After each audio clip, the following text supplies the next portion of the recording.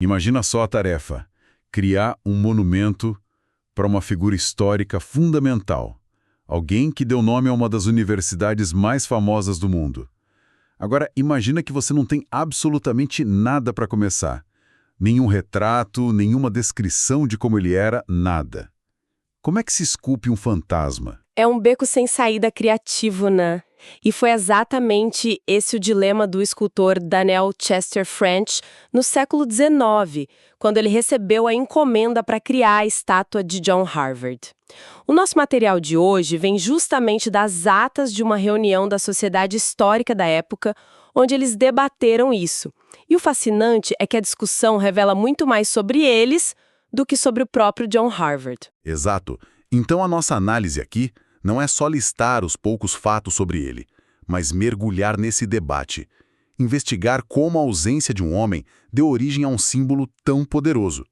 E como esse símbolo hoje é o que os guias turísticos chamam de a estátua das três grandes mentiras. É uma exploração de como a memória é construída, sabe? Às vezes, o que a gente inventa para preencher as lacunas é tão ou mais revelador que os fatos. A estátua não é um retrato do homem, é um retrato do desejo de ter um rosto para um herói. Perfeito. Então vamos começar por esse vazio, pelo que os historiadores do século XIX tentavam, assim, desesperadamente encontrar.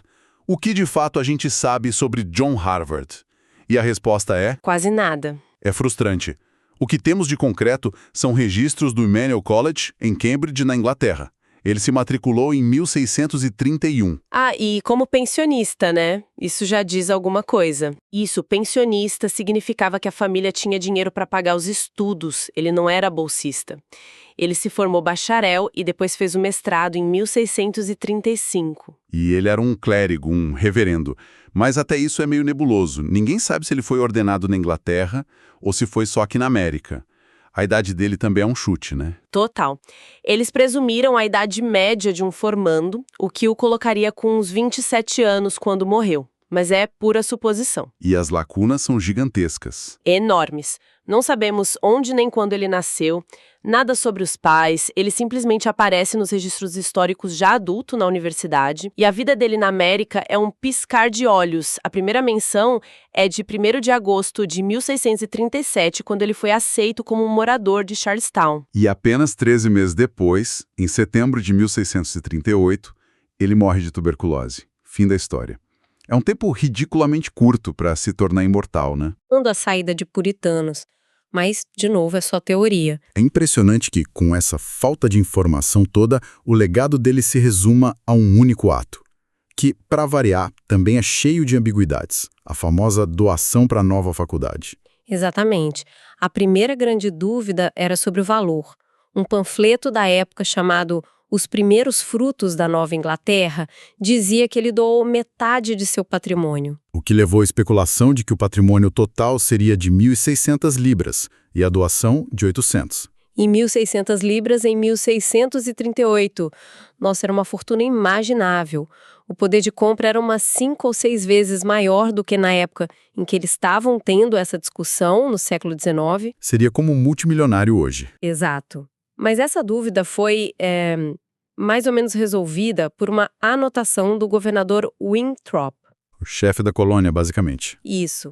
E a nota dele é curta e grossa. O senhor Harvard deu à faculdade cerca de 800 libras. A interpretação mais provável é que esse era o valor total do espólio, não a metade. Entendi. O panfleto talvez estivesse errado ou usou a palavra metade de forma mais figurada. Provavelmente. E além do dinheiro, veio uma biblioteca. E aqui a história fica ainda mais interessante. E um pouco trágica. Ele doou todos os livros? Eram quantos? As fontes divergem, né? Sim, uma fala em 260 volumes, outra em 320. De qualquer forma, era uma coleção enorme para o indivíduo na colônia. Era o pilar intelectual da nova instituição. Mas aí vem o golpe. Em 1764, o prédio original de Harvard, o Harvard Hall, pegou fogo. E a biblioteca inteira, a coleção original, foi destruída. Nossa. De todos aqueles livros, só sobrou um. Um único volume sobreviveu porque um estudante tinha pegado emprestado e levado para casa na noite do incêndio. Que loucura pensar nisso. A semente de uma das maiores bibliotecas do mundo virando fumaça. E no meio dessa discussão, surge uma crítica curiosa sobre a viúva dele, a Anne Sadler. Sim, alguém na reunião, que as atas descrevem como sensível aos direitos das mulheres, levantou essa questão. Se Harvard doou tudo, o que aconteceu com a jovem viúva? Ele não a teria deixado desamparada? É uma crítica que hoje em dia faria muito sentido, né? Deixar a esposa sem nada para construir o próprio legado.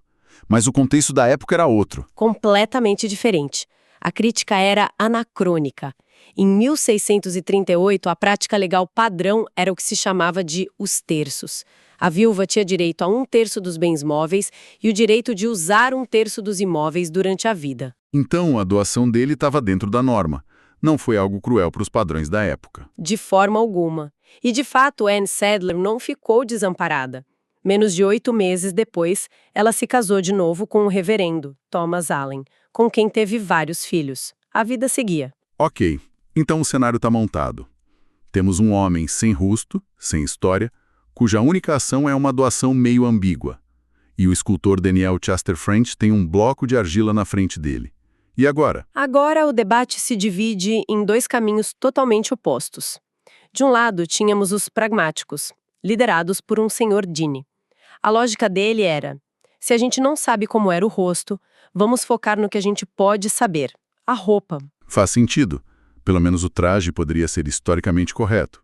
E o que eles descobriram? Fizeram uma pesquisa minuciosa. Concluíram que Harvard, sendo um clérigo de Cambridge e não um separatista radical, usaria um manto sóbrio, um grande colarinho de linho e uma touca de acadêmico.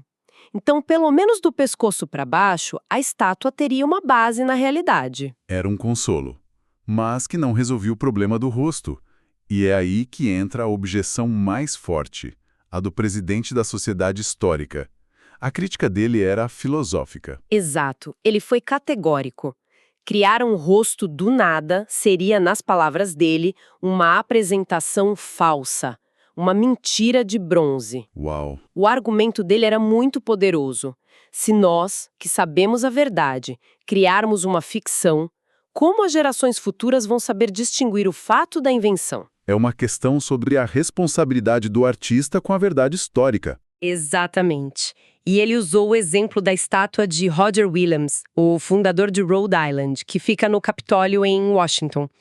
Aquela estátua também é pura imaginação. E ele lança a pergunta: e se um dia acharem uma descrição real de Williams? E se ele for baixo e careca, e a estátua for de um homem alto e heróico? É um argumento forte. Mas qual era a alternativa? Deixar um pedestal vazio? A alternativa dele era, na verdade, muito elegante. Ele propôs que, em vez de uma estátua literal, se criasse um monumento simbólico. Ele imaginou algo clássico, tipo uma musa da história segurando uma grande placa de mármore. E nessa placa estaria a verdade. Isso. A placa teria o nome de John Harvard, os detalhes da doação e, crucialmente, uma declaração honesta.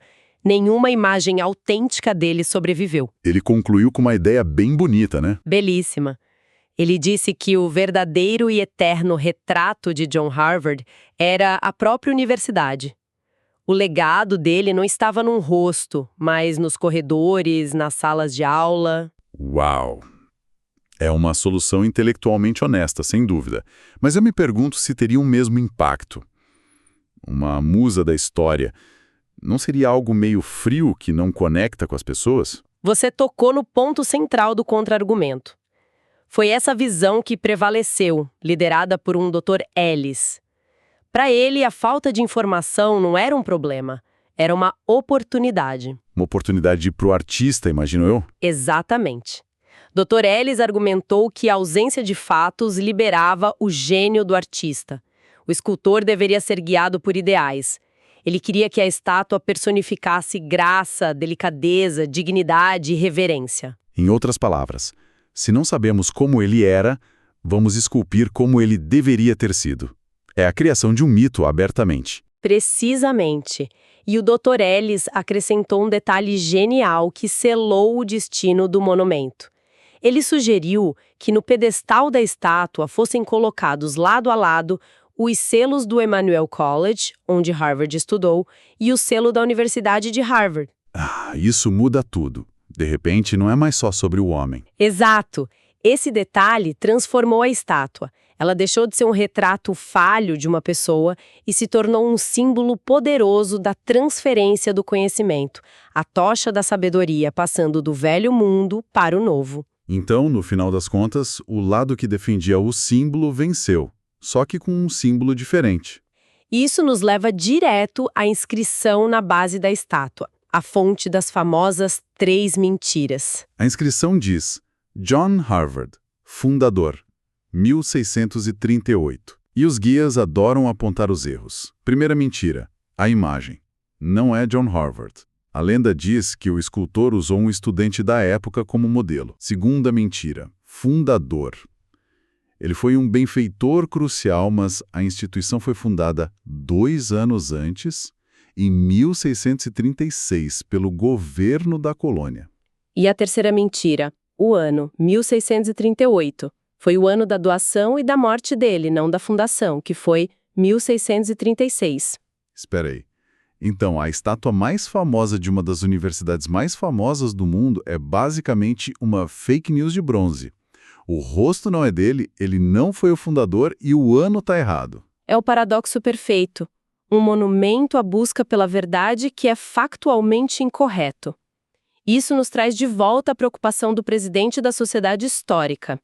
Ele temia que a estátua pudesse confundir e comprometer a verdade histórica. A grande questão que fica é: o medo dele se concretizou? Essa estátua comprometeu a verdade? Ou será que aconteceu o oposto? Essa é a reflexão final, né? A estátua, com todas as suas mentiras, deu um rosto a um fantasma, deu um corpo a uma ideia, tornou a história da origem da universidade algo tangível, humano, poderoso para gerações de estudantes. É verdade. Ninguém tira foto ao lado de uma placa explicando a ausência de um retrato. Mas todo mundo quer tocar no pé da estátua para dar sorte, mesmo sabendo que não é o pé dele. Exatamente. Solidificou o legado de uma forma que uma placa de mármore talvez nunca conseguisse. Fica a pergunta, então. Na construção da nossa memória coletiva, um símbolo poderoso que inspira e conecta, às vezes não acaba sendo mais importante do que um fato que se perdeu no tempo?